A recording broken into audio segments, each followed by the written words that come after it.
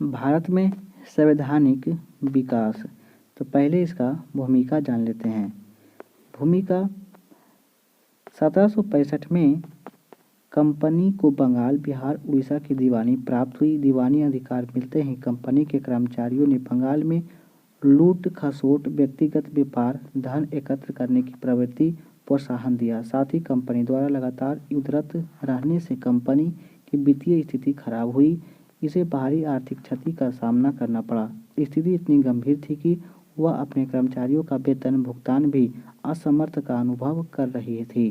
फलतः कंपनी ने ब्रिटिश से आर्थिक सहायता के लिए प्रस्ताव किया और प्रतिवेदन के फलस्वरूप ब्रिटिश संसद द्वारा रेगुलेटिंग एक्ट पारित किया गया। जैसे रेगुलेटिंग एक्ट 1773।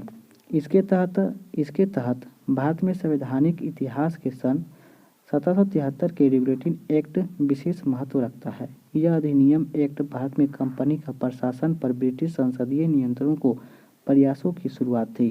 परिमाणतः अब कंपनी के शासनाधीन क्षेत्र का प्रशासन कंपनी, व्यापारिक और निजी मामला नहीं रहा। इस एक्ट में उल्लेखित प्रावधान निम्नवत थे। इस एक्ट के द्वारा कलकत्ता में उच्चतम न्यायालय की स्थापना की गई। इसके एक मुख्य न्यायाधीश तथा 3 अन्य न्यायाधीश होते थे। उच्चतम न्यायालय को प्राथमिक तथा अपील का अधिकार दिए गए और न्यायालय सन 1774 में गठित किया गया। सर एलिजा इम्पी का प्रमुख न्यायाधीश नियुक्त किया गया और चेम्बर्स, लिमेस्टर और हाइड अन्य न्यायाधीश नियुक्त हुई। इस अधिनियम के द्वारा बंगाल के गवर्नर जनरल का पद दे दिया गया। साथ ही इसे कुछ विशेष मामलों मद्रास, बम्बई प्रेसिडेंसी का अधीक्षण करना था। बंगाल में एक प्रशासक मंडल बनाया गया जिसके गवर्नर जनरल तथा 4 सदस्यों की नियुक्ति किया गया। प्रथम गवर्नर जनरल वारेन हेस्टिंग और 4 अन्य सदस्य फिलिप फ्रांसिस, कोलबेरिंग, मॉनसॉन तथा वारवेल थे। यह कोड ऑफ डायरेक्ट की सिफारिश पर केवल ब्रिटिश सम्राट द्वारा ही हटाए जा सकते थे। प्रशासक मंडल के सदस्यों के निर्वाचन 5 वर्ष के लिए किया जाना था। इस मंडल में बहुमत से निर्णय होते थे। मत बराबर होने की स्थिति में अध्यक्ष अपना मत देता था। इस अधिनियम के अनुसार कंपनी के अधीन कोई सैनिक अथवा असैनिक अधिकारी निजी व्यापार और भारतीय किसी भी प्रकार का उपहार, दान या पारितोषिक ग्रहण नहीं कर सकते थे। इस अधिनियम में यह व्यवस्था की गई कि कोर्ट ऑफ डायरेक्ट 4 वर्ष के लिए चुना जाएगा। इसकी संख्या बढ़ाकर 24 कर दी गई, जिसमें 1/4 6 सदस्य प्रति वर्ष अवकाश प्राप्त करेंगे। इस अधिनियम के द्वारा British crown court of directors के माध्यम से कंपनी पर नियंत्रण और सशक्त हो गया।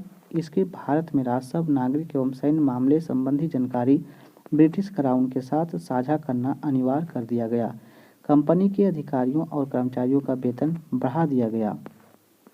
1881 का संशोधनात्मक अधिनियम।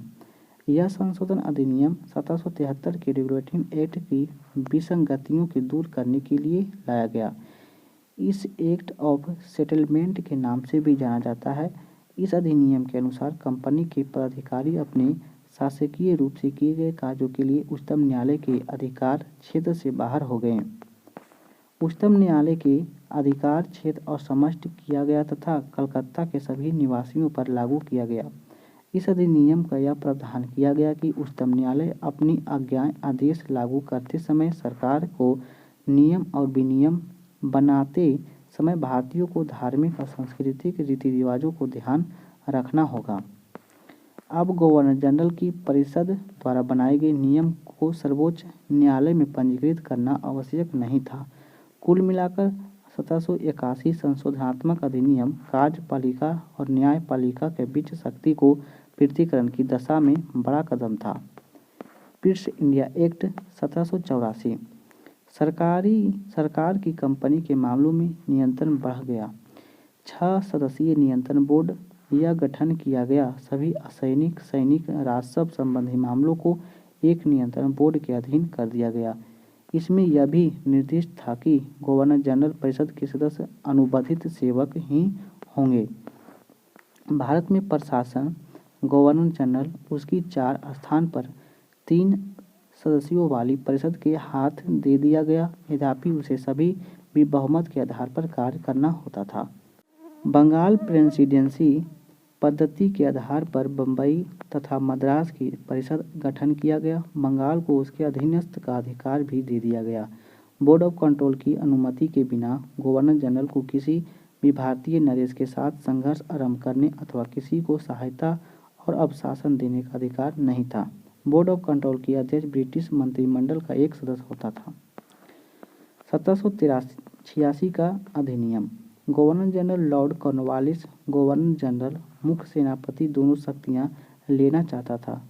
इस अधिनियम में स्वीकार कर लिया गया। इस अधिनियम के द्वारा गवर्नर जनरल को विशेष अवस्था में अपनी परिषद के निर्णयों को रद्द करने और अपना निर्णय लागू करने का अधिकार भी दे दिया गया, अर्थात कॉर्नवालिस वीटो का अधिकार प्राप्त हो गया।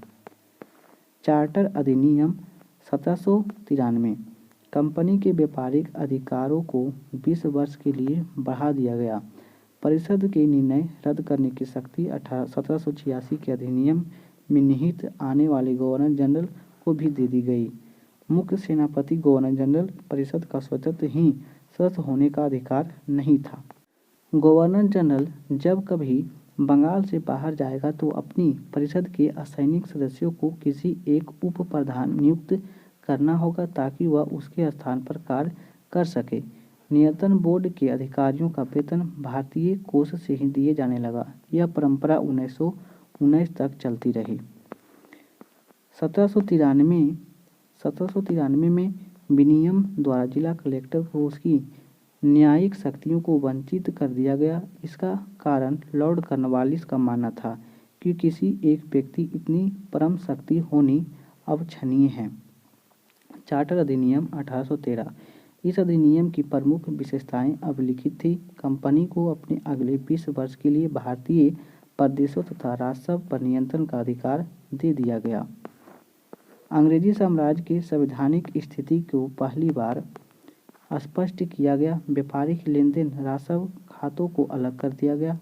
इस एक्ट के द्वारा कंपनी के भारतीय व्यापार और एकाधिकार समाप्त कर दिया गया। यद्यपि उनके चीन के साथ व्यापार और चाय के व्यापार एकाधिकार बना रहा। इस एक्ट में 1 लाख प्रतिवर्ष साहित्य को प्रोत्साहन और पुनरुत्थान, विज्ञान उन्नति और शिक्षा पर खर्च हेतु प्रावधान किया गया। ईसाई मिशनरियों को भारत में प्रवेश की छूट मिल गई। चार्टर अधिनियम 1833। चार्टर अधिनियम 1833 में इस अधिनियम की प्रमुख विशेषताएं अधोलिखित थी। कंपनी का अधिकार 20 वर्ष के लिए पुनः बढ़ा दिया गया। कंपनी के व्यापारिक अधिकार पूर्णतः समाप्त कर दिए गए और उसे भविष्य में केवल राजनीतिक कार्य ही करने थे।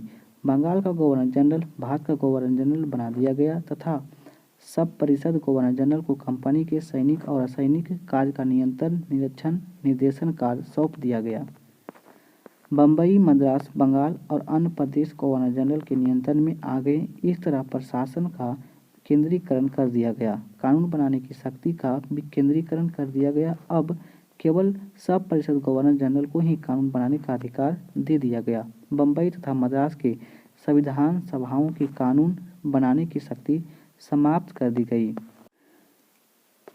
इस अधिनियम के द्वारा विधान बनाने के लिए गवर्नर जनरल के 3 सदस्यीय कार्यकारिणी के एक अतिरिक्त कानूनी सदस्य मैकाले के चौथे सदस्य के रूप में सम्मिलित कर लिया गया।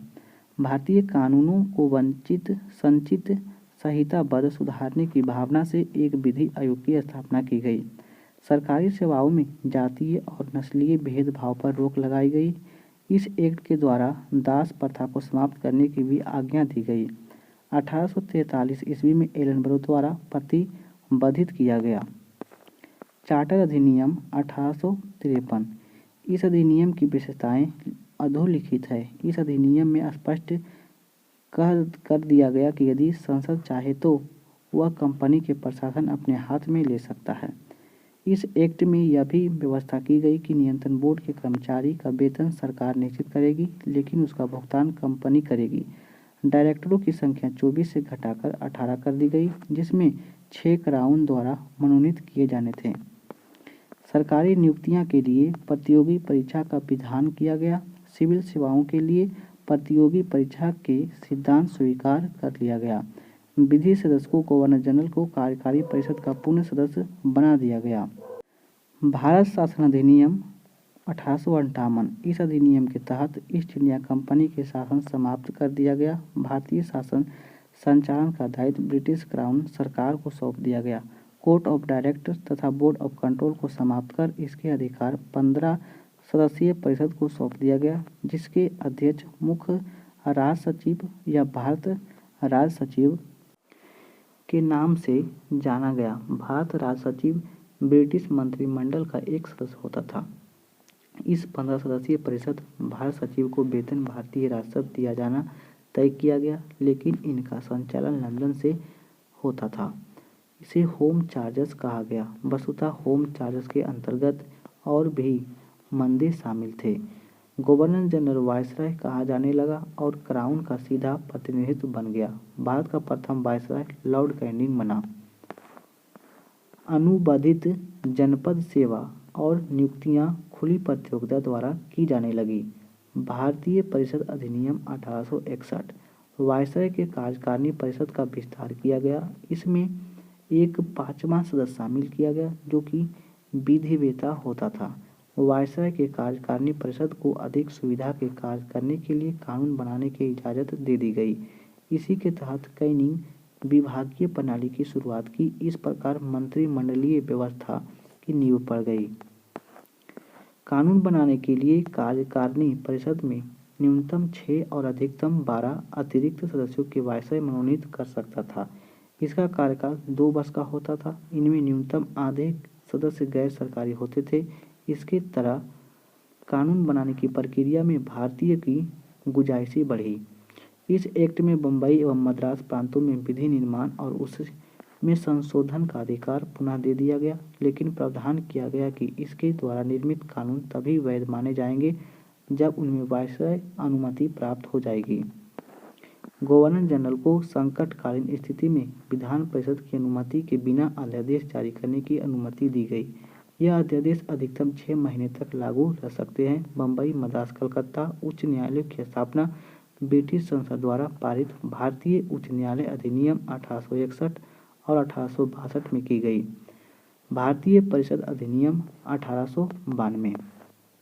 इस एक्ट में केवल भारतीय विधान परिषद की शक्तियां, कार्य तथा संरचना का उल्लेख किया गया। केंद्रीय विधान परिषद के संदर्भ में न्यूनतम 10 और अधिकतम 16 सदस्य निर्धारित किए गए।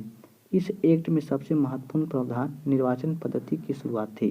हालांकि इनमें निर्वाचन शब्द का प्रयोग नहीं था। निर्वाचन पद्धति अप्रत्याशित निर्वाचित सदस्यों को मनोनीत की संज्ञा दी जाती थी। विधानमंडल के सदस्यों को अधिकार 2 क्षेत्र में बढ़ा दिया गया। प्रथम, बजट पर अपने विचार प्रकट करने का अधिकार दिया गया। यद्यपि इस विषय पर कोई प्रस्ताव रखने अथवा सदन के मत विभाजन करने का अधिकार उन्हें नहीं था। द्वितीय, सार्वजनिक हित के मामले में 6 दिन की पूर्व सूचना देकर उन्हें प्रश्न पूछने का अधिकार दिया गया। भारतीय परिषद अधिनियम 1919, इसे पार्लियामेंटो सुधार भी कहते हैं।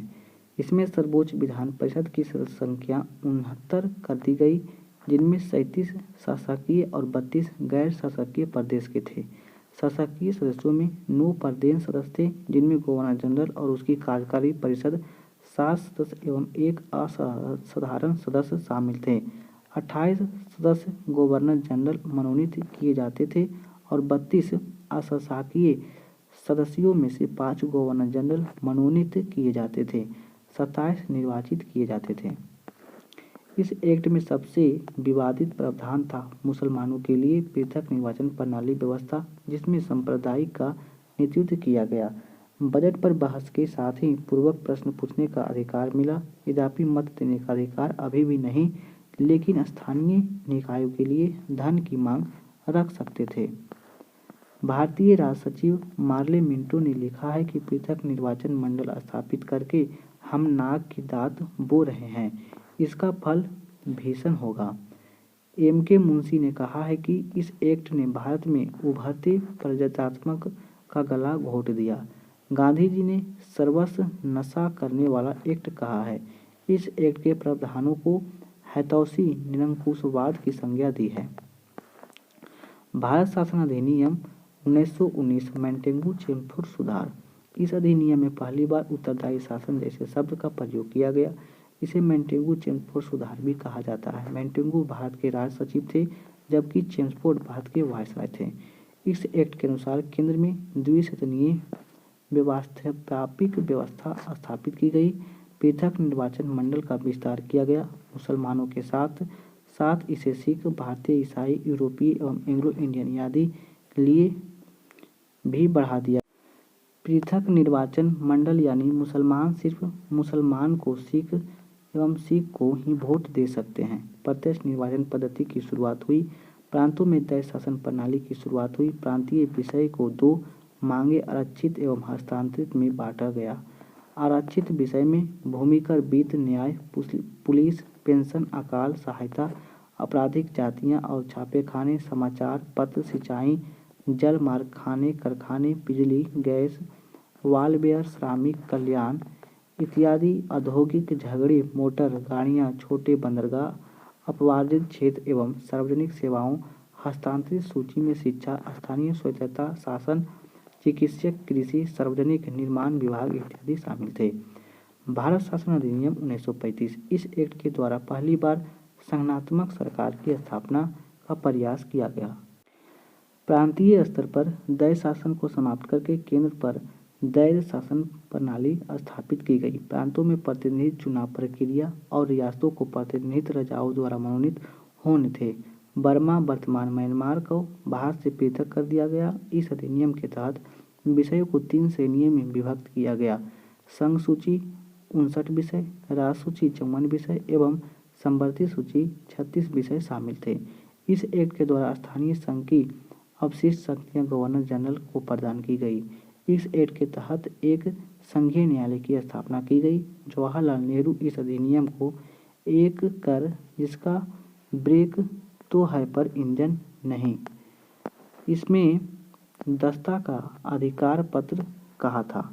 अंबेडकर ने 1935 के अधिनियम को संदर्भ में कहा था कि मुझे इस आरोप के संबंध में कोई क्षमा नहीं मांगनी है कि संविधान के प्रारूप में गवर्नमेंट ऑफ इंडिया एक्ट 1935 के बड़े भाग का पुनः उत्तरदायित्व कर दिया गया है।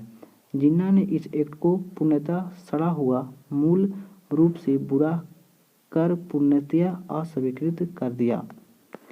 1935 का भारत शासन अधिनियम जुलाई 1936 में लागू हुआ। इसके प्रावधानों के आधार पर 1937 के चुनाव हुए, जिसमें कांग्रेस के 5 स्थानों पर पूर्ण बहुमत, असम, पश्चिमोत्तर प्रांत कांग्रेस की मिलीजुली सरकार, पंजाब में यूनियनिस्ट पार्टी, बंगाल में कृषक प्रजा पार्टी और सिंध में मुस्लिम लीग सरकार बनी।